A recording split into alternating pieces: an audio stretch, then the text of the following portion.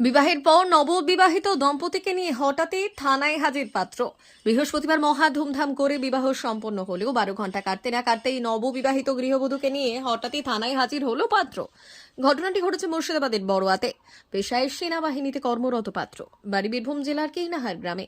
মুর্শিদাবাদের বড়ুয়ার পেটারি গ্রামের এক পাত্রের সঙ্গে কয়েক মাস আগে দেখাশোনা সম্পূর্ণ হয়, বিবাহের দিন ঠিক হয়। সেই মতো বড়ুয়ার প্যাটারি গ্রামের প্রায় আমন্ত্রিত অতিথিদের নিয়ে বৃহস্পতিবার মহা ধুমধাম করেই বিবাহ হয়। শুক্রবার ভোর রাতে বিবাহের লগ্ন থাকার কারণে সিঁদুরদান সম্পন্ন করে বিবাহ হয় নবদম্পতির। আর তারপরেই ঘটে বিপত্তি। জানা গিয়েছে বিবাহ সম্পন্ন হতেই ঘটে বিপত্তি, কারণ জানা যায় নববিবাহিত গৃহবধূ সে তার ভালোবাসার মানুষকে ভুলতে পারেননি। আর সেই মতোই পাত্রেই তার প্রাক্তন প্রেমিকের সঙ্গে শুক্রবার সকালে মোবাইল ফোনে কথা বলছিলেন। উঠে আসে বেশ কিছু পুরনো চ্যাট, সেটা নজরে পড়ে পাত্রের।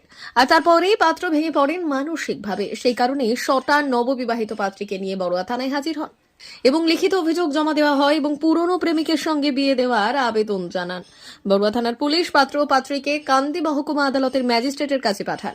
যদিও পরে পাত্রকে ছেড়ে দেওয়া হয়েছে এবং এই ঘটনায় ওই নববধূর বাবা সহ 6 জনকে আটক করে বড়ুয়া থানার পুলিশ।